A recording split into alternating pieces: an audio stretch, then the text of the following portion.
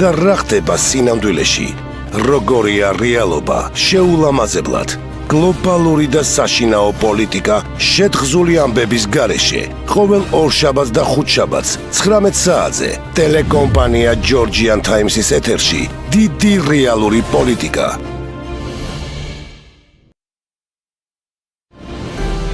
საღამომშვიდობისა, ძვირფას ტელემაყურებელთა და რადიო მსმენელებო, ეთერშია ტელერადიო კომპანია Georgian Times-ი, ეს დიდი რეალური პოლიტიკა, მე მალხაზ გულაშვილი გახლავართ.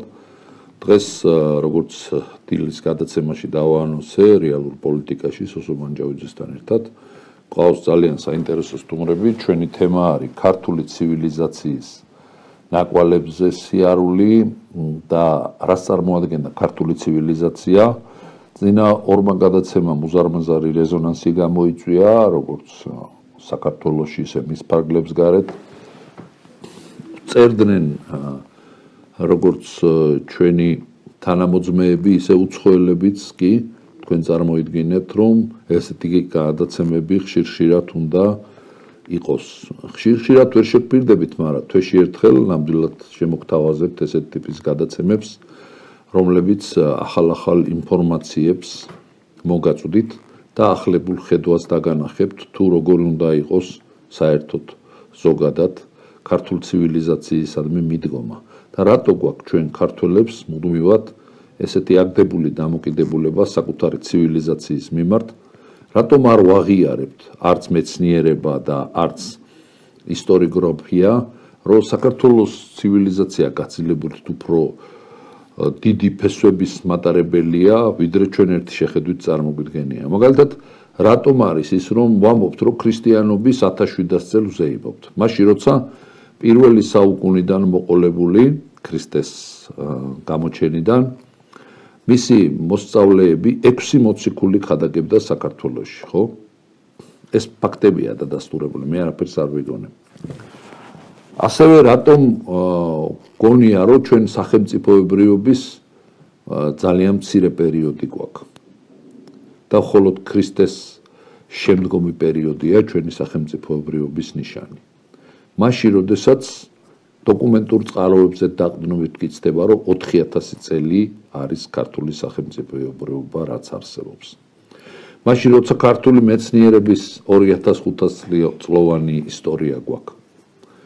და მაშინ, როცა აკადემია, ფაზისის აკადემია 1900 წელს ითვლის თავის დაარსების.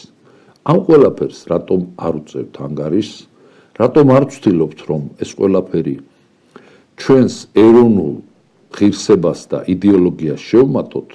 ეს ჩემთვის დღემდე ბურუსით არის მოცული, თუმცა სანამ ამ ყველაფერზე გადავალ, მე მინდა გაგაცნოთ საქართველოს პრემიერ-მინისტრის ირაკლი კობახიძის განცხადება.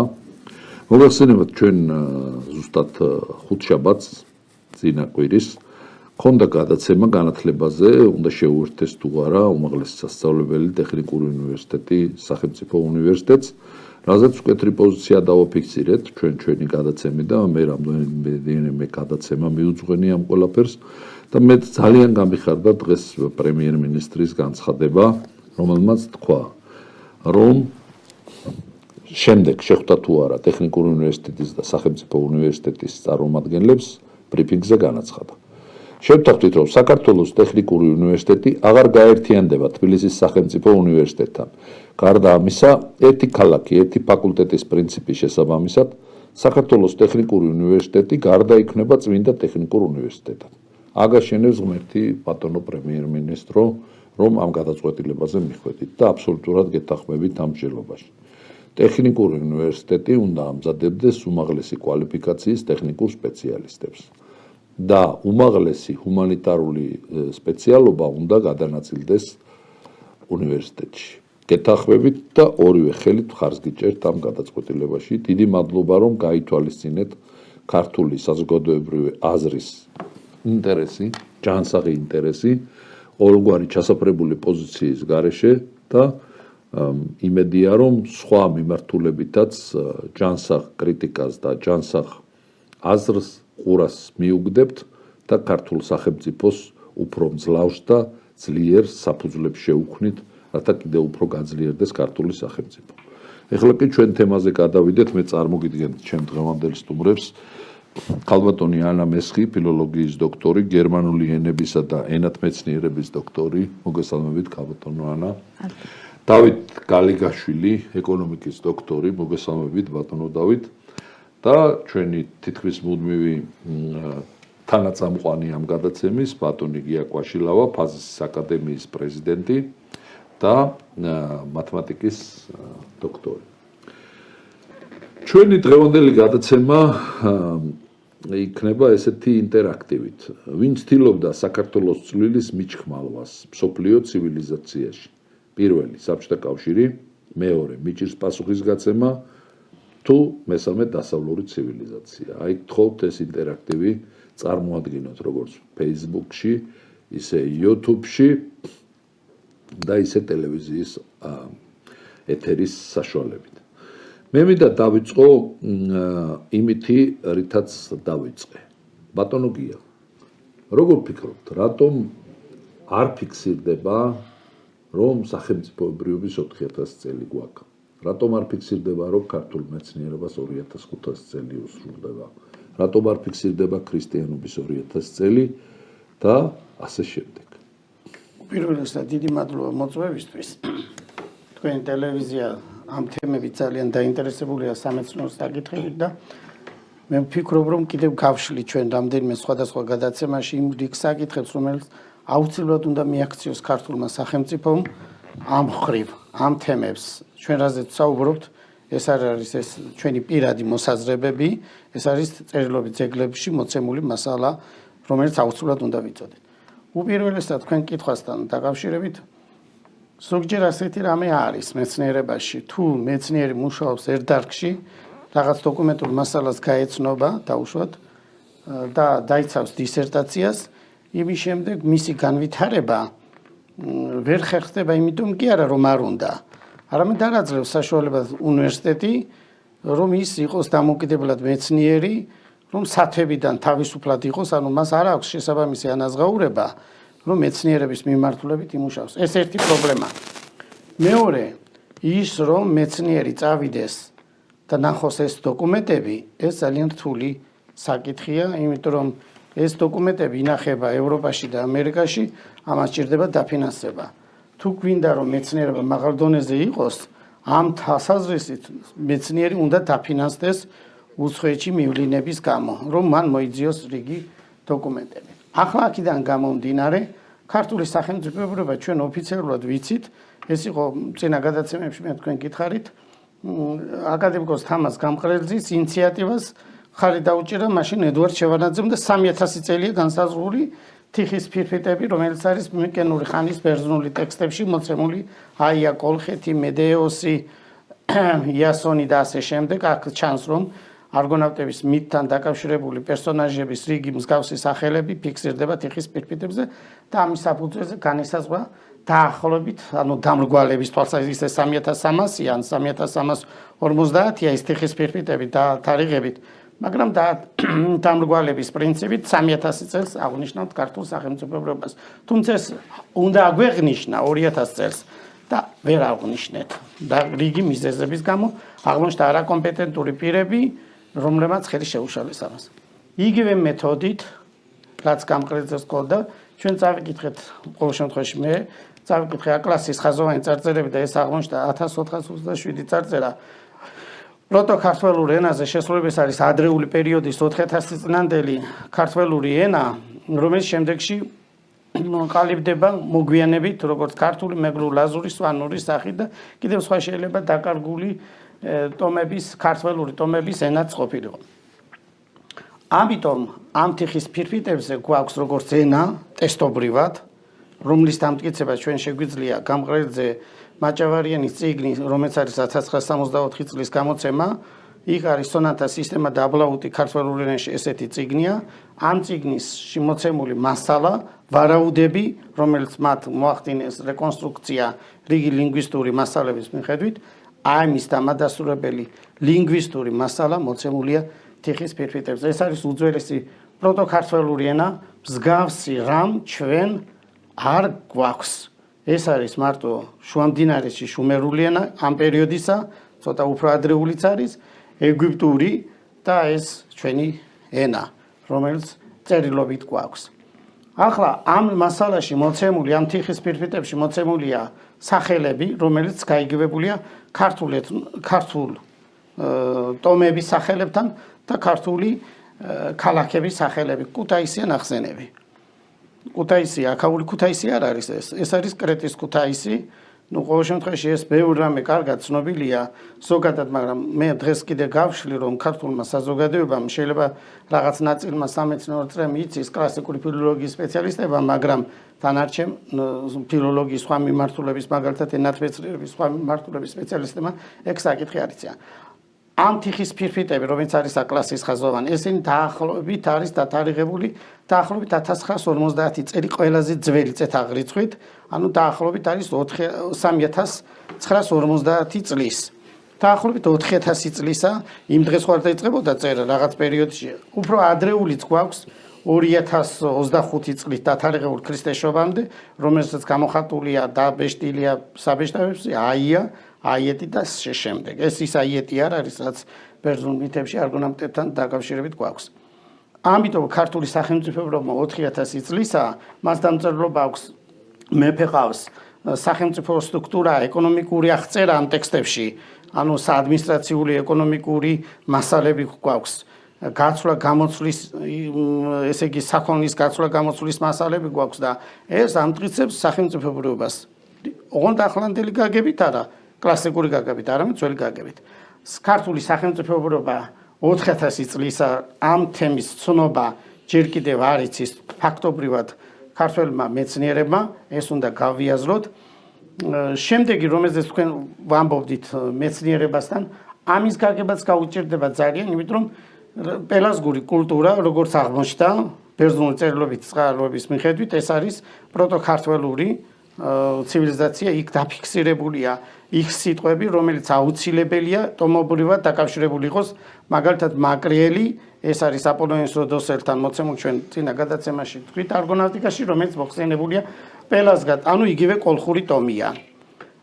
ამიტომ გამომდინარე თუ პელაზგური კულტურა ქართველურია, ისა რა ქვია პითაგორა ოფიციალურად წერია ბერძნულ წერილობით ძეგლებში მეორე-მესამე საუკუნის ახალ წეთაღრიცხვით პითაგორა არის პელაზგის წარმოშობილი. პითაგორა არის მათემატიკის მეცნიერების შემქმნელი და არისტოტელე მერე იყენებს პითაგორას შეხედულებებს და ამბობს მათემატიკის მეცნიერებას და ეკონომიკის მეცნიერებას.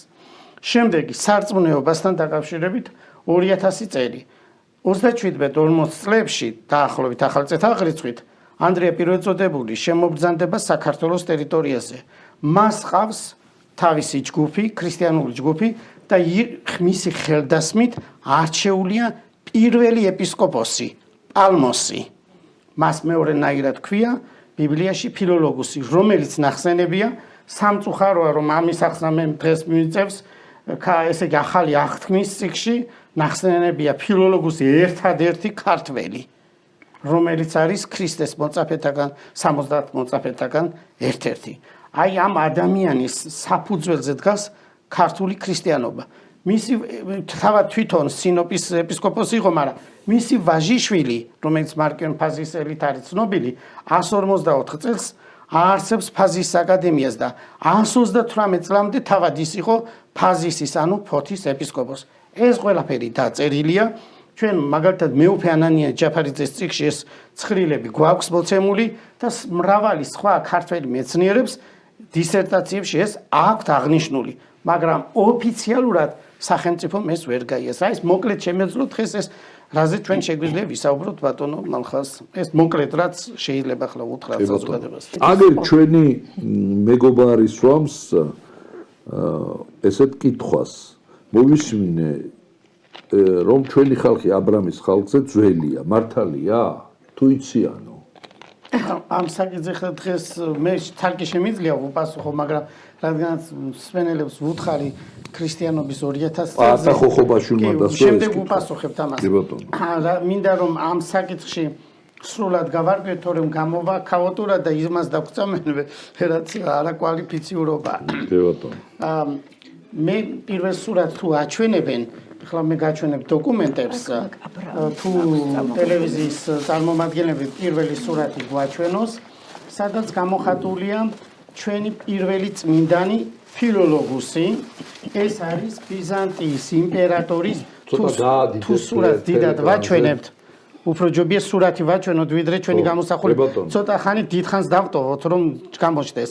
ბიზანტიის იმპერატორის ბასილ მეორის ეს მოღვაწე ცხოვრობდა 976-1025 წელს და ეს ხელნაწერი, რომელიც არის მისი უშუალო წმინდათა ცხოვრების აღწერა, მისი ბრძანებით შეიქმნა ვატიკანის ბიბლიოთეკაში ჩვენ ვიპოვეთ 1613 წლით ეს დათარიღებული. მოგვიანო გადმოწერილია კიდევ. აი ბოლოში მეხუთე წმინდანი არის ფილოლოგუსი, ანუ პალმოსი, ჩვენი პირველი ეკლესიის ხელმძღვანელი. ანუ ეპისკოპოსი. ეპისკოპოსი და ეს არის 40 წელი. ახლა მე წავიკითხავ ამას. ახალი აღთქმის რომაელთა 16-15 გადაშალონ და ჩაიხედონ 16-15-ში რომაელთაში წერია ფილოლოგუსი. წმინდა ფილოლოგუსი იყო წმინდა პავლეს ახლო მეგობარი, სინოპის პირველი ეპისკოპოსი. კი ბატონო. მისი ვაჟიშვილი კი როგორც გითხარით ფაზისის აკადემიის დამფუძნებელი და ფაზისის ფოთის ეპისკოპოსი. ეს არის 325 წლამდე. არ არის ოფიციალურად ქრისტიანობა გამოცხადებული რომის იმპერიის მიერ. მაინც და მაინც რომის იმპერიის გამოცხადების შემდეგ აღნიშნოთ ჩვენ ოფიციალურად, რა თქმა უნდა, ჩვენ დაქვემდებარებული ვიყავით რომის პოლიტიკური მასთან, მაგრამ ეპისკოპოსი ყავს ბოლოს და ბოლოს. ეს გავითვალისწინოთ.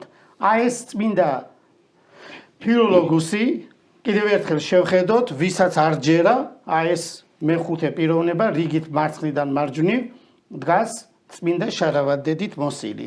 ეს ისევ მეორე ბიზანტიის იმპერატორის ბასილ მეორის ოფიციალური შეკვეთით დაიწერა წიგნი მენოლოგიონი. ასე ქვია, ეს არის წმინდათა ცხოვრების მოკლე აღწერა. აქ არის მითითება ამ წიგნში, რომ წმინდა ადრიამ პირველწოდებულმა დაადგინა წმინდა ფილოლოგუსი. ხელი დასმა მიცა. რატომ არ უნდა ვიცოდეთ ეს ჩვენ? აი მაგალითად მე ვეუბნები ჩვენს ისტორიკოსებს, მე მაგალითად მათემატიკის დოქტორმა, ეკონომიკის დოქტორმა, რატომ უნდა ვეძებდე მე ამას და არა ჩემს საქმეში, რომელშიც მე ბევრი სამუშაო მაქვს, მაგრამ მე მუშაობ იმ საკითხებში, ძველი მათემატიკისა და მისი გაჩენის თემებსთან არის დაკავშირებული, მაგრამ ამ თემებს რომ ნახავ, შემთხვევით ვნახულობ ამ მასალებს მე და არ გამოვიტანო, არ უთხრა საზოგადოებას თუ დაუმალო ბატონო მალხაზ, თქვენ როგორ ფიქრობთ? არ უნდა დაუმალო. ხო, ახლა გავაგრძელოთ შემდეგი დოკუმენტი, სხვათა შორის ფილოლოგუსი, წმინდა ფილოლოგუსი, ანუ წმინდა პალმოსი, ახლა კი არ არის ეს დაწერილი. ჯერ პლატო იუნსელიანი წერდა, კირიონ მეორე საძაგლიშვილს ჩვენს პატრიარქს თავის წიგნში ეს შეტანილი აქვს და რა გვჭირს ეს უბედურება ჩვენ, რომ სერიოზული, სწორი, არა კვალიფიციურად რომ არ შევადგინოთ საქართველოს ისტორია. თუ ეს საკამათოა, კამათის თვალსაზრისით იყოს შეტანილი, რადგანაც ეს გვაქვს. მოსე ჯანაშვილს აქვს ეს 1906 წლის წიგნში საქართველოს ისტორია. ეს შეტანილი აქვს ესე იგი მარი ბროსეს. რა პრობლემა არის ეს ყველაფერი მე ვერ გავიგე თუ ძირითადად ეს გატანილია ამ კვლევრების წიგნში. ეხლა მე მინდა გაჩვენოთ დღეს მე სხვათა შორის ეს მასალები რომელიც დღეს წარმოგიდგინეთ ამის გარდა წმინდა დოროთე ტვირელი, წმინდა ეპიფანე კვიპრელი და წმინდა ევსებიოსი თავიანთ ნაშრომში ზუსტად წერენ, მიუთითებენ დაახლოებით წელს 30-დან 50 წელი ახალი წეთაღრი ქრისტეს მოციქულმა წმინდა ანდრია პირველწოდებულმა ქრისტიანობა იქადაგა საქართველოში და იქვე წერია დინარე ფაზისი, სებასტოპოლისი, ანუ ცხუმი, აფსაროსი, გონიო და სხვა ადგილები. ეს არის ბერძნულად თეთრზე შავით წერია. ბერძნულ წყაროებში. დიახ, წერია ეს. გამოქვეყნებულია ევროპულ სამეცნიერო წიგნებში, თუ ჩვენ ეს არ წავიკითხეთ, მე არ დაუჯერე იმ ავტორებს, ევროპელებსაც და სანამ ორიგინალი არ ვიპოვე ვატიკანის მუზეუმში. ეს ორიგინალი დღეს მე არ წამომიღია, ხო, ცალკე ვაჩვენებ შემდეგ. მე ხლა მინდა თუ კიდევ ცალკე ამას ეს დოკუმენტები ძალიან ბევრია და ისე არ ვთქვათ რომ ეხლა პირველ რიგში მე წარმოვადგენ. პავლე ინგოროყვას წიგნი გიორგი მერჩულე კარგად წაიკითხონ. ბოდიში ამ სიტყვაზე ვლაპარაკობ, იქ რიგი წყარო იქვეც არის დასახელებული. ასე რომ უარყოთ პავლე ინგოროღვა, ასე არ შეიძლება კაცო ეს რა ჯანდება გჭირს ბოდიში ამ გამოთქმაზე, ყველაფერი რომ გადავყაროთ, შეიძლება პავლე ინგოროღვას არა ყველა მეცნიერს ეშლება, მაგრამ ძირითადი რაც მნიშვნელოვანია ის უნდა იყოს. ეს სახელმწიფომ უნდა გაითვალისწინოთ. პირველ რიგში მე მინდა გითხრათ ქრისტიანობის გავრცელება და საერთოდ წმინდა კვართის ჩამოტანა ჩვენ ოფიციალურ დოკუმენტები გვაქვს, სადაც წერია ახალი, ესე იგი, ინფორმაციის სახით არ არის ეს, დაუშვათ ქართლის ცხოვრებამდე ჩვენ გვაქვს წყარო, სადაც დასახელებულია, რომ უფლის კვართი ჩამოაბრძანეს საქართველოში. სხვათა შორის მე კიდევ ტელემაყურებლებს ვეტყვი, რომ დასახელებული ლონგინოსი ებრაელი, ეს მე ახლა ებრაელების აზრამდე არაფერს არ ვამბობ. ებრაელი აქ ეროვნების თვალსაზრისით არ არის, ეს არის ალბათ ქართველი კაცი იყო, სხვათა შორის გვაქვს დოკუმენტი, სადაც წერია, სავარაუდოდ ეს კაცი იყო ქუთაისიდან გადასული მცხეთის სოფელ კარსანში, სავარაუდოდ ამის დოკუმენტი არ აქვს, კარსნელმა ლონგინოზი, რომელიც შეიძლება მაშინ წარმართულ პერიოდში ებრაულ სინაგოგაში შედიოდა და ამიტომ შეიძლება მისი მიმდინარეობის გამთვალისწინებელი იყო და ამიტომ ებრაელად წოდებული იყო როგორც რელიგიის თვალსაზრისით და არა ეროვნებით. აღმოჩნდა რომ ეს კარსნელი არ არის ებრაელი ეროვნებით. ეს არის ქართველი კაცი და ამაზე მითითებ ლონგინოს კარსნელი, რომელიც იყო ჯარისკაცი. ახლა მე ბოდიში არავის მითითება არ მინდა, მაგრამ ვინც ბიბლიას კარგად წაიკითხავთ ახალ აღთქმას, იქ უფლის კვართი ჩვეულებრივი ებრაელები ვინც იქ იდგნენ, ახლოს ვერ მივიდნენ და უფლის კვართს ხელში ვერ აიღებდნენ. ასე წერია ბიბლიაშიც, რომ ის ერგო რომის ასის თავს, აი ეს რომის ასის თავი პონტიო პილატეს ყავდა იქ დანიშნული. აი ეს კაცი. აი ეს არის მასალა. ლონგინოს კარსეს ეგოეს და ჩამოიტანა თავის სამშობლოში. და აბიათარ მღვდელი? ეს მღვდლები, რომლებიც ჩადიოდნენ, წესია, რა თქმა უნდა, ჩასულიყვნენ ებრაელები პასექის დროს, ისინი იყვნენ და ეს მერე მოხდა ეს კვართი, რა თქმა უნდა, ჩამოიტანეს მერე ჩვენ იმაში ცხეთაში. ეს დოკუმენტი არსებობს. წერილობითი ძეგლი ჩვენ მივაკლიეთ. ეს არის მე-12 საუკუნის დაწერილი, რამდენიმე ვარიანტია. ზოგ სომხურ წყაროშიც არის შეტანილი, მაგრამ ეს სომხური წერილობითი ძეგლები საქართველოში არ ინახება, არც სომხეთში. ეს ინახება პეტერბურგში და ინახება პარიზში. მაგალითად, ბოლოს 1721 წელს გამოცემულში პირდაპირ მითითებულია ლონგინოს კარსნელმა ლაზმა, რომელიც არის დაბადებული ამ და ამ ადგილას, ჩამოიტანა უფლის კვართი თავის ქვეყანაში. ეხლა ეს დოკუმენტიც მოვიძიე, მე ჩავედი პარიზში, ეს გადაუღეს ფოტოები, მე შემდეგში გაჩვენებთ როგორია ეს მასალა. სხვათა შორის ეს ახალი არ არის, მარი ბროსეს უწერია საქართველოს ისტორიის წიგნში. მაგრამ აი კითხვა რომ დაისვა აბრამი ხო ხალდაველების წიაღიდან ამაზე მე ახლა კომპეტენტურად ვერ ვისაუბრებ, იმიტომ რომ დოკუმენტები უნდა მოვიტანო და ახლა მე აბრამი რომ დავამტკიცო ქართველია, ეს ჩემ კომპეტენციას არ შეუდგება, მე უნდა ვისაუბრო. არა, ქართველი რო არა. ხალდაველებში ცხოვრობდა, ქალდაველი იყო, გავიდა და მისგან დიდი ერი აქცია. მე აქ შემიძლია ცალკე კიდე ვისაუბრო, მოვიტანო ის დოკუმენტები, რაც მნიშვნელოვანია, ახლა ამ ეტაპზე მახსენდება, რომ დავითი წინასწარმეტყველი საზოგადოებამ უნდა აცდენა კი არ უნდა გააკეთოს გონებრივი, არამედ დოკუმენტს უნდა დავეყვნოთ. წერილობითი ძეგლი არსებობს, რომ თავად წმინდა დავითი, დიდი დავითი იზრდებოდა მესხებს შორის. აი ამ დოკუმენტს მივაქციოთ, ანუ სახელმწიფოებრივ მოწყობაში, სისტემაში ის გათვითცნობიერებული გახდა, როგორც ახლა ამ შემთხვევაში ამის თქმა შემიძლია. მე არ მინდა დავკარგო ის თავარი აზრი, რაზეც ახლა გესაუბრებოდით. ახლა მინდა გაჩვენოთ ის პირველი ქართველი კაცი, რომელმაც მოახდინა დოკუმენტის სახით მინდა გაჩვენოთ, მეორე სურათს ვაჩვენებთ. ის პირველი კაცი ქართველი, რომელმაც ახალი აღთქმის ტექსტის რედაქტირება მოახდინა. სიტყვა ტესტამენტუმ, რომელიც ლათინურად ნიშნავს ანდერძს და აღთქმას, მან შემოიტანა. აი ეს კაცი, ეს წმინდა ადამიანი, აი თქვენ ორ მინიატურას ხედავთ ბატონო მალხას, ერთ მინიატურა ესე მარტივად არ მომიპოვებია ეს ყველაფერი, ზოგში ფულია გადახდილი საკმაოდ ბევრი, ყოველ მინიატურის გადაღებაში. მარკიონ ფაზისელი, მარკიონ ფაზისელმა იოანე მოციქული და მარკიონ. აი აქ არის ორი მინიატურა, ერთი არის ლათინურად დაწერილი და მეორე ბერძნულად, მე-10 მე-11 საუკუნით თარიღდება, ერთი ინახება ბელგიაში, მეორე ინახება ამერიკაში, იქ მითითებულია მუზეუმები, ნომრებიც არის, დაბრძანებულია იოანე მაგიდასთან და ხელში აძლევს წიგნს მარკიონ ფაზისელს. მსგავსი მინიატურა მე ჯერჯერობით სხვა იმაში არ მინახავს. როგორც ჩანს, კვლევრები ამბობენ, კიდევ ერთხელ ვაჩვენოთ ქართველ მაყურებლებს, ჯობია რომ ეს კარგად დავამახსოვრებინოთ.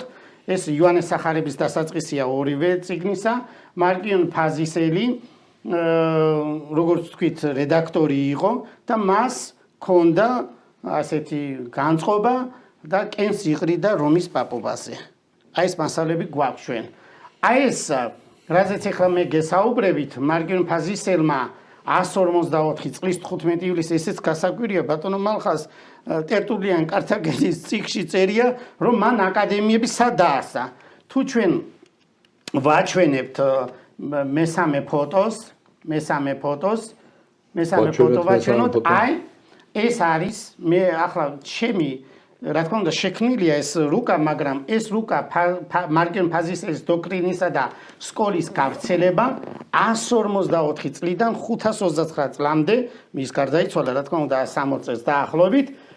რუკა ჩვენ შევადგინეთ იუსტინიანეს წიგნის, ტერტულიანის წიგნისა და ეპიფანოსის წიგნის მიხედვით და შევხედოთ სად არის მისი აკადემიები დაარსებული. ფაზისში, სინოპში, პერგამონში, კორინთოში, კრეტაზე, რომში, კართაგენში, ლიონში, პალესტინაში და ანტიოქიაში. არსებობს მოსაზრება, ალექსანდრიაშიც კიდევ და არსებობს მოსაზრება, რომ მას ჰქონდა გახსნილი სკოლა, ეს უმაღლესი სასწავლებელი ბიბლიისა და ფილოსოფიისა, ჰქონდა სპარსეთშიც გახსნილი. ეს ჩვენი დაწერილი არ არის, ეს წერია ლათინურ წერილობით ძეგლებში.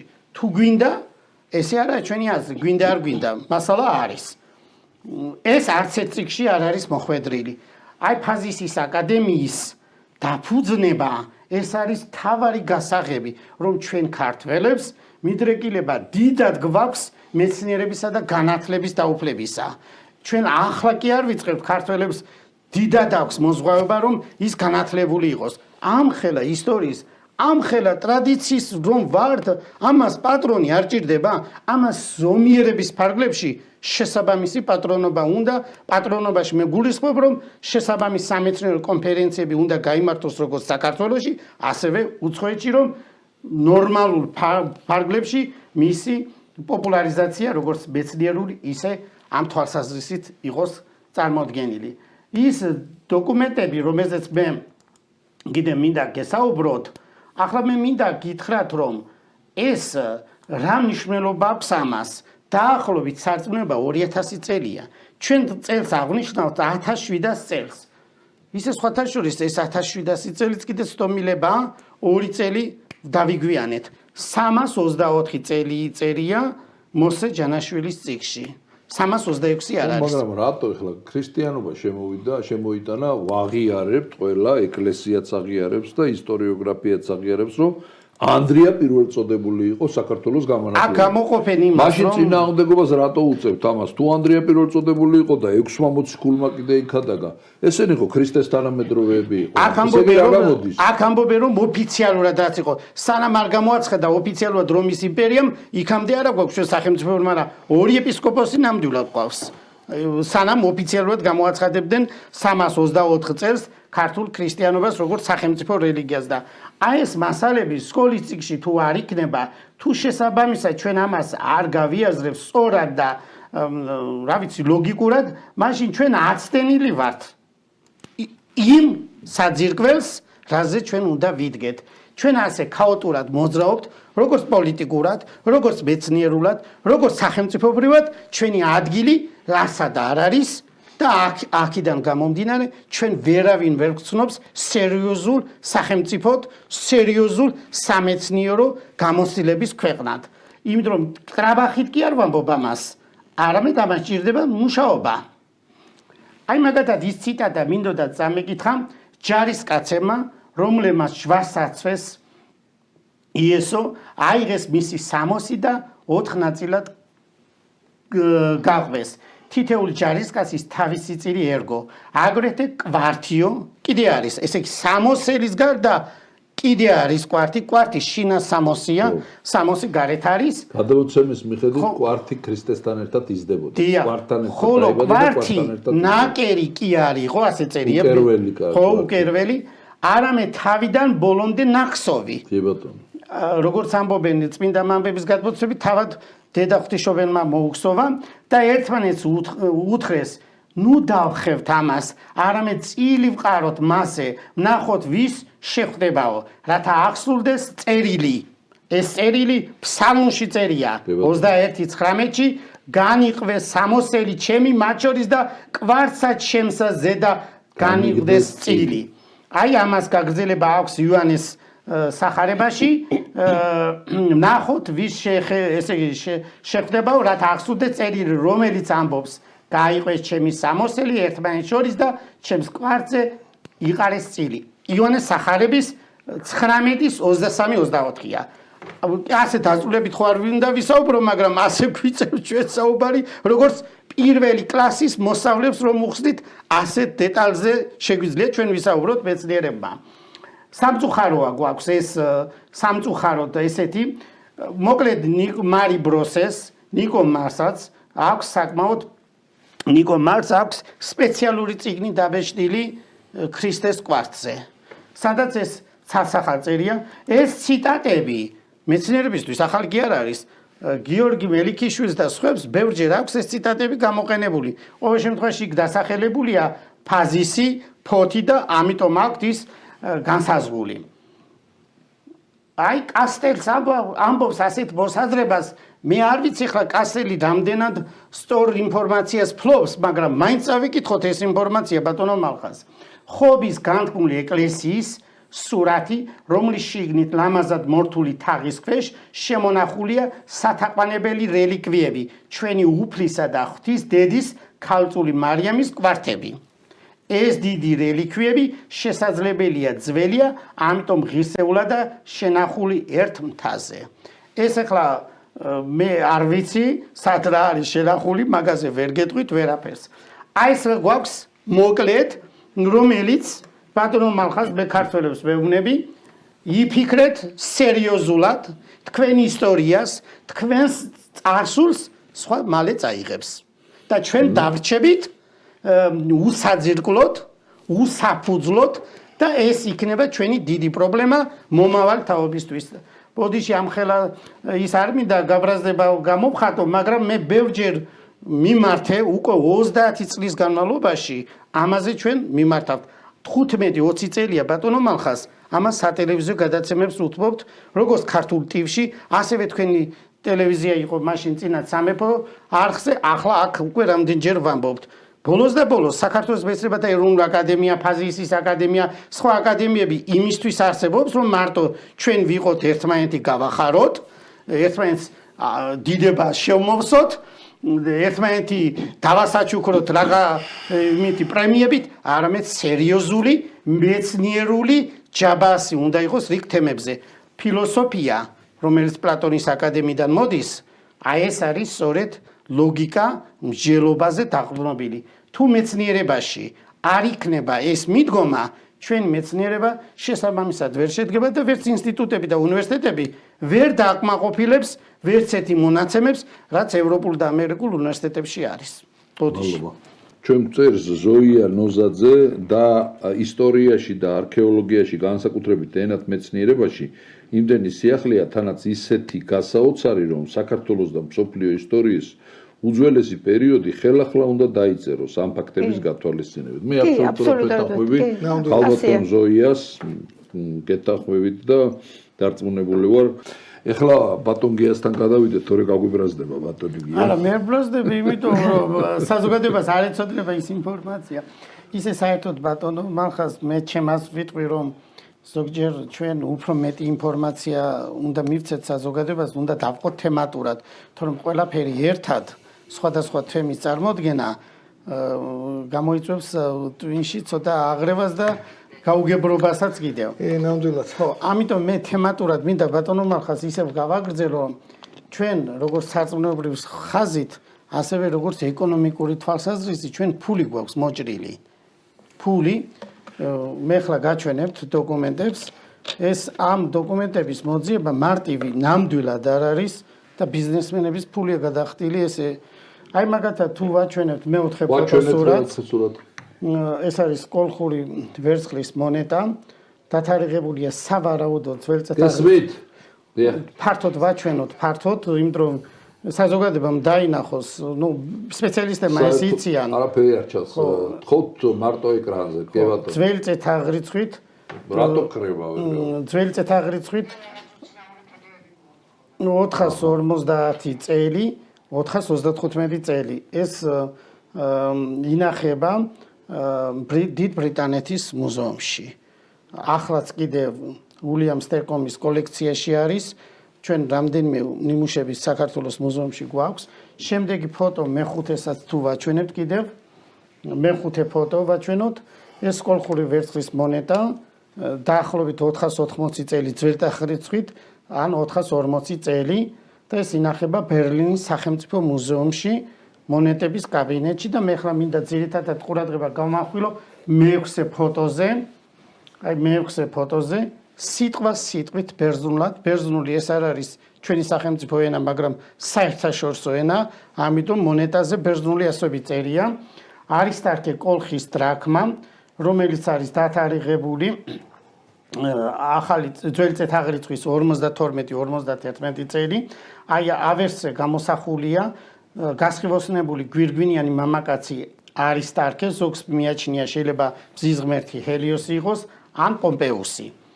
მეორე მხარეზე ტახტზე მჯდომი გვირგვინიანი ქალღმერთი ტიქე ან ფასიანე. ფასიანე ეს არის ფაზისის ქალღმერთი. მას მარცხენა ხელში სფეროს გავსი საგანი უჭირავს, ხოლო მარჯვენათი საჭეს ეყრდნობა. ეს სპეციალისტებისთვის ცნობილია. გამოსახულების ორივე მხარეს ქვემოთ ბერძნულად წერია. არისტროხუტო ეპიკოლხიდოს და წელი. აქ რა წერია არისტარქესი შეიძლება ასე ვთარგმნოთ კოლხეთის მეფინაცვალი ან კოლხეთის მმართველი ან ასეთ ვარიანტით არისტარქესი რომელიც კოლხეთს მართავს და იქვე ქვემოთ ძალიან ბოლოს თუ კიდევ გადიდებით ვაჩვენებთ ბატონო მალხას გადიდეთ აი ეგ წერია D და 2 ორი ლათინური სიმბოლოებით D არის 10 ნიშნავს 12 წელი 12 წელი ეს ზუსტად არის ძველი წეთაღრიცხვის 52-51 წლები. ეს არის 7 ცალი. რომელიც მე მოვიძიე ბერლინის მუზეუმში 1 ცალია, ეშმოლის ანუ ოქსფორდის მუზეუმში 1 ცალია, ბრიტანეთის მუზეუმში 1 ცალია, პარიზის მედლების კაბინეტში 1 ცალი ინახება, სანქტ-პეტერბურგში ერმიტაჟში 2 ცალი. 1 ინახება საქართველოში ისევე კერძო კოლექციაში.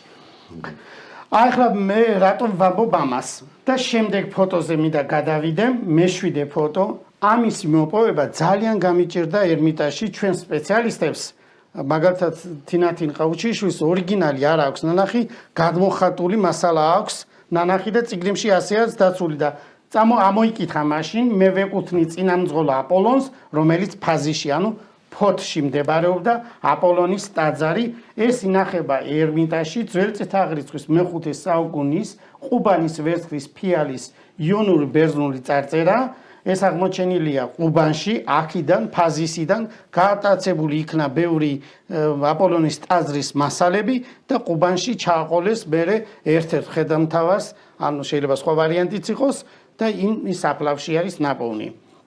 ეხლა მე მინდა ვთქვა, ზოგი სპეციალისტი მერვე ფოტოზე თუ გაჩვენებთ, მერვე ფოტოს ეს არის კლავდიუს ტოლებეოსის რუკა ბატონებო მე ნაწილი ამოვიღე გვერდით ტექსტია ფაზისი მითითებულია განედი ზუსტად რიცხვები შემიძლია ახლა დავასახლოთ ოღონდ ეს ბერძნულად წერია და მე ამ შემთხვევაში მას ქართულად თანამედროვე ვარიანტით ეს არის 72 გრადუსი და 20 ესე იგი 70 გრადუსი და 32 მინუტი 44 გრადუსი და 34 გრინვიჩის მერიდიანის მიხედვით ეს არის 51 გრადუსი 40 სეკუნდი 42 გრადუსი და 0.9 ზუსტად ამ კოორდინატზე მდებარეობს ფოთი ბევრმა ქართველმა მეცნიერმა სამწუხაროდ ზოგჯერ წარმოიდგინა რომ ფაზისი სადღაც თურქეთის ტერიტორიაზეა ამ რუკას ხო ვერ გავექცევით აი სწორედ ამ რუკაში მოცემული მასალა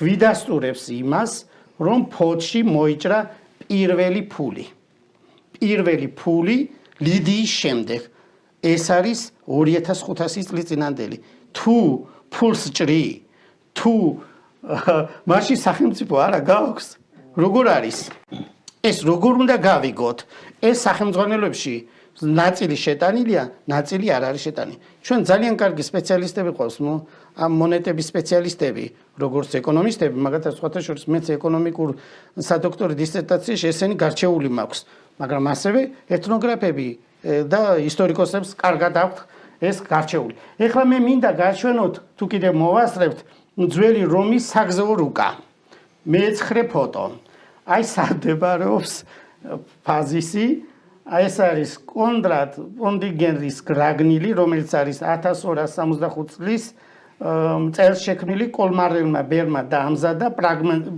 პერგამენტზე შესრულებული დედანის რუკის მიხედვით თუმცა დედანი არ არსებობს განადგურდა ეს გადახატულია ვარაუდებ რომ ძველი წელთაღრიცხვის მე-12 წელს შექმნილია ორიგინალი და განახლებული ახალი წელთაღრიცხვის მე-4-მე-5 საუკუნეებში ეს ინახება ავსტრიის ბიბლიოთეკაში ვენაში სადაც მითითებულია სასახად ხობი სოფელი ხობისა ქარიატნე და ფაზისი ნუ ვერ გავექცევით ამ მონაცემებს ახლა ნუ ყოველ შემთხვევაში თუ ელემენტარული რუკები ვიცით ეს მასალა ჩვენ გვაქვს ამ რუკებში თუ ამ მასალებს წარმოვადგენთ კიდევ აი მაგალითად მე-10 ფოტოს ვაჩვენებ ევსტროფის მონასტრის სოფლიო რუკა რა თქმა უნდა ორიგინალიც არ არსებობს გადახატული ვარიანტია 1234-1240 წლებისა დღესაც იქნახება გერმანიაში საქსონიის ქვემო საქსონიაში ჩემი თვალით მაქვს ნანახი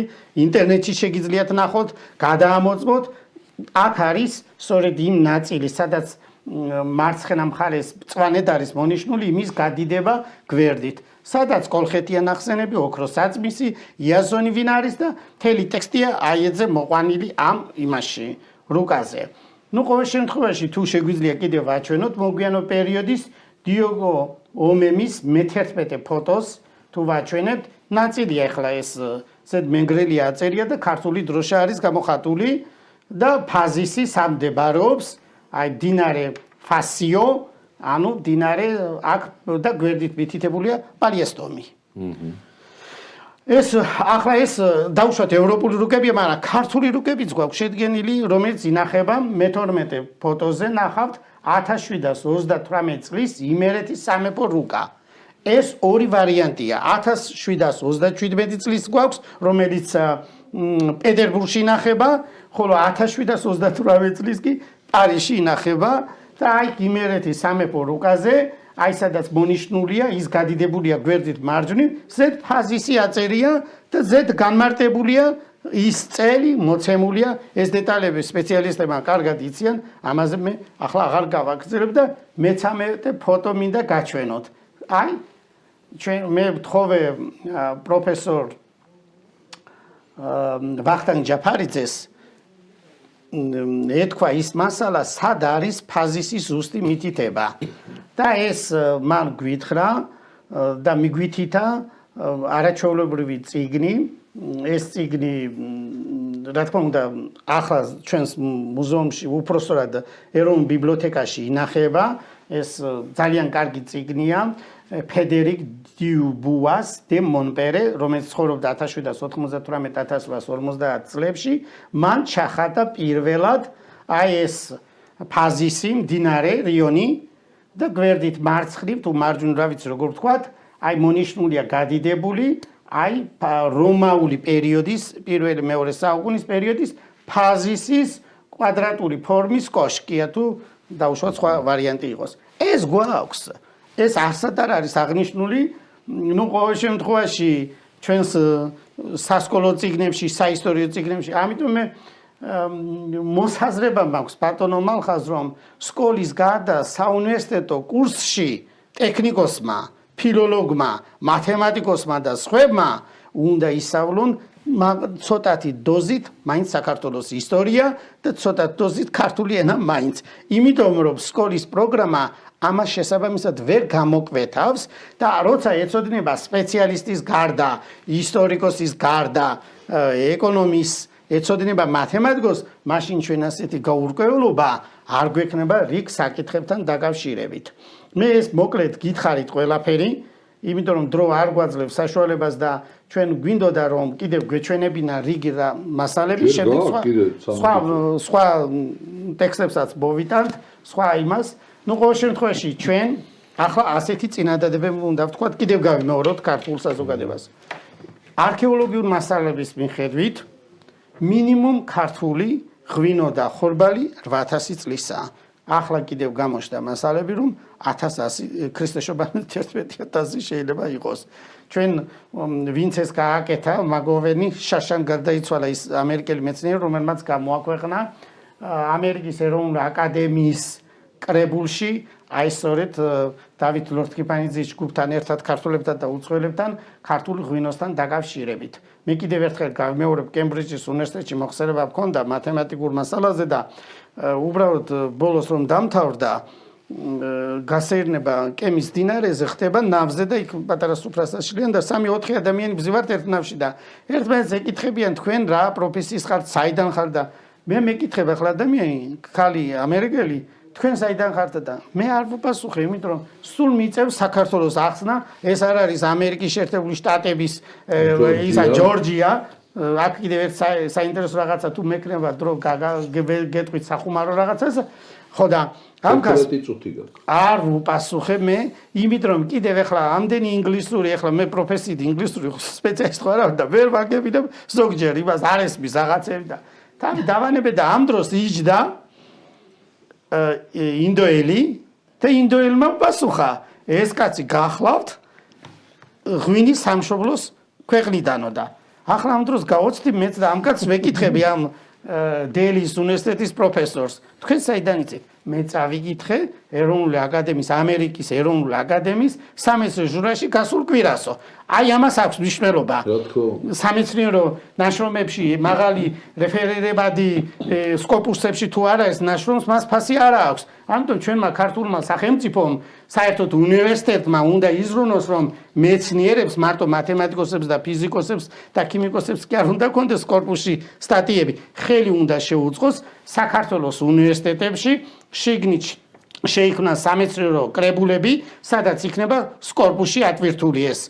თუ სამეცნიერო მაღალ რეიტინგის ჟურნალში არ გამოქვეყნდება, ჩვენ ნაშრომებს არაფერი ფასი არ აქვს, ერთმანეთს ველაპარაკებით და გამოდის ეს რომ არაფერი არ არის. აი სწორედ იქ რომ დაიბეჭდა და აი ქალბატონი ანა რომ დადის სხვადასხვა კონფერენციებზე მე 46 ქვეყანაში ვიყავი, ბევრჯერ შიმშილედაც კი ყოფილი რამდენიმე დღე, იმიტომ რომ არ ყოფნი და ეს ფული ახლა ამერიკის აკადემიაში, ამერიკაში არის მათემატიკა და კონგრესი და ჩვენ ფული არ აქვს.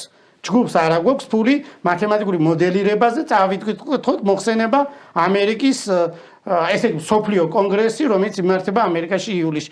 აი ესე დეტალებზე რატომ უნდა გვიწევდეს თავად უნივერსიტეტში არაფერი ფინანსები არ კეთება, საერთოდ არ გამოიყოფა მეცნიერებაზე და ჩვენ ენთუზიაზმით მუშაობ და ეს გონიათ რომ ვიღაცები ჩვენ მეზღაპრები ვარ და ციდან ჩამოვარდით. მე ყველა მეცნიერის ნაშრომი მაქვს ძირითადად წაკითხული თბილისის სახელმწიფო უნივერსიტეტის, რომელთაც ციტირება Google სკოლარში 12-საც კი არ არჭარბებს. სამარცხვინოა ეს ასეთი ადამიანები, რომ თანამდებობას იკავენ და წამყვან მეცნიერად დანიშნავთო. რა წამყვან მეცნიერზეა ლაპარაკი, როცა მას სკორპუსი არ აქვს და საერთაშორისო აღიარება არ აქვს ციტირების თვალსაზრისით. აქ მეცნიერები ჩვენ რომლებიც ვართ თამაშის გარე, უნივერსიტეტის გარეთ, მუშაობთ უნივერსიტეტში, ჩვენ არ გვაქვს საშუალება რომ გავზარდოთ დოქტორანტი, იმიტომ რომ იქ კლანის სახით არსებობს ადამიანები ერთმანეთს გადაცემენ მეცნიერება კლანია კაცო სამარცხვინოა ეს რაც თბილისის სახელმწიფო უნივერსიტეტში ხდება და სხვაგან ამას უნდა მიაღწიოს სახელმწიფო და მე ვფიქრობ მიხვდა სახელმწიფო ახლა მე მგონი სახელმწიფო რას მიხვდა იცი რომ ტექნიკური უნივერსიტეტი რომელიც ნელ-ნელა იქოქებოდა და წესრიგში დგებოდა იმას უერთებდნენ უნივერსიტეტს რომელიც დაქცეულია ვთქვათ ხო რაღაცა ისე გამოდიოდა რომ კრაზანებს და ფუტკრებს ერთად აცხოვრებდნენ და ამითი კრაზანები დანესტრავდნენ ფუტკრებს და თაფს ვეღარ მიიღებდნენ. ამას მიხვდა ხელისუფლება. ყველა გახდებოდა კრაზანა. ხო, ყველა გახდებოდა კრაზანა და ეხლა უნივერსიტეტს რო სერიოზული რეფორმა ჭირდება სახელმწიფო უნივერსიტეტს ამაზე ორი აზრი არის. გაერთიანების გარეშე შეიძლება ეგრე ხო, რა თქმა უნდა, შეიძლება მეცნიერს გადავხადო. სწორე მენეჯმენტს აწარმოებ, სწორ ამოცანებს დაუსახავ სახელმწიფოებრივად გამართლებულ ამოცანებს დაუსახავ, ყველაფრის გადაწყვეტა შეიძლება. სინერგიის პრინციპს რა იწვევს? თუ სწორი მენეჯმენტი ტარდება და სწორი ამოცანები არის დასმული, რას უნდა მიაღწიოს ამ უმაღლესმა სასწავლებელმა რამდენიმე წელში? ეს უნდა იყოს და მეორე უმაღლესმა სასწავლებელმა ამდენიმე წელში, ხო? უნდა გამოუშვოს უმაღლესი კლასის საინჟინრო ინტელიგენცია ტექნიკურმა უნივერსიტეტმა და არა ჟურნალისტები და რა ქვია ფილოლოგები და ენათმცოდნეები და ასე შემდეგ, ხო? და უნივერსიტეტმა პირიქით უნდა გამოუშვას ეს კარგი სპეციალისტები და არ ხდება, არეულია. მე ამაში მთავრობას აბსოლუტურად ვეთანხმები, რომ არეული იყო და ეგონა რომ ამ შეერთებით კარგს მიიღებდა და კარგს კი არ მიიღებდა, უარეს მიიღებდა და მადლობა ღმერთს რომ ეს გადაწყვეტილება მიიღო და ვენაცვალე რომ საღრმა აზრმა გაიმარჯვა, ხო? ნამდვილად. ჩვენი წვლილი და როლი ამაში შევასრულეთ და მადლობა. აქ უნდა ჩატარდეს კონკურსი. მე მკივა ახლა ჩემი ტექნიკური უნივერსიტეტი, ჩემი შობლიური ტექნიკური უნივერსიტეტია და ძალიან მენანება გასაუქმებლად რა.